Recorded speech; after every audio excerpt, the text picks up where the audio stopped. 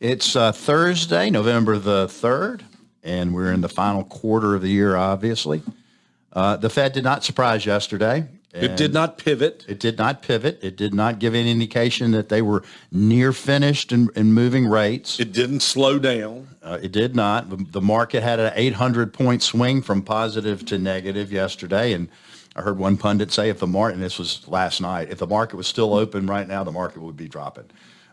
So I think we're in for, as we've been talking about, we're in for headwinds through the remainder of this year. Maybe we'll get a slight bump after the midterms, but I think we still have got an economy that has got further to go for it to be a true slowdown. You said something really interesting and valuable for our listeners here in the last hour, in that you said that the Federal Reserve said yesterday really that they don't know when it is they're going to be able to stop. No. And that they're very transparent, and that you might say, well, he's telling me he doesn't know something. Well, the reality of it is we don't know this, but he's being transparent about it, and that's at least telling us where we should be with your money at this point in time when we're looking going forward.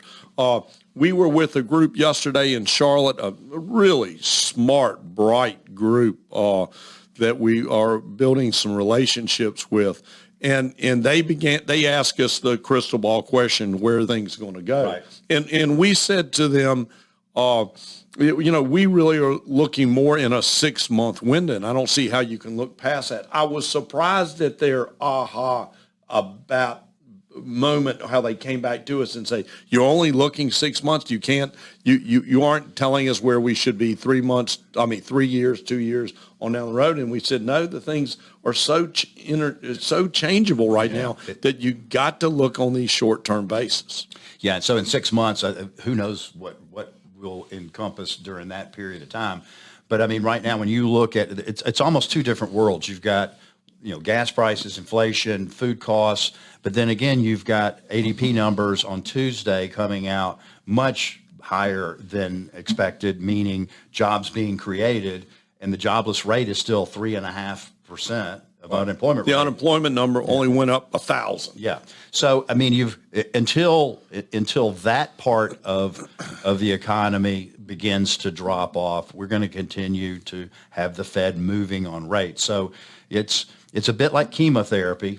Chemotherapy is an awful thing, but it's the only way that you can attack cancer. And the same thing, the only way you can attack inflation is to continue to increase rates. Now, in this group that we talked with yesterday, they are in a development of real estate development, and we came away and we had a sense with them that they were seeing slowing down. Now, it hadn't run out from under them. It hadn't stopped, but they asked questions to us that indicated. The big investors are saying, I think I'm just going to sit this one out. Now, that in itself is good news, because that's an indication of what the Fed is doing, is beginning to slow the economy down. And again, folks, that's the objective of what the Fed is trying to do. Remember, everything in which has been going on since the 75 basis point increases is a lag time effector. So we aren't going to see the effects of it till into 2023 at some point in time, the full effects.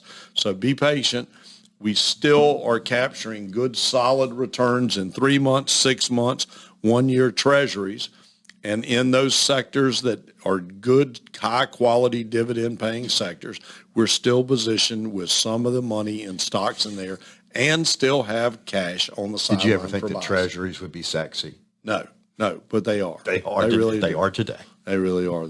So we're hanging in there. We're going to hang in there with you. We appreciate you so much. Call us with any questions or concern. Always know we're here because it is your money. And your money matters. See you next week.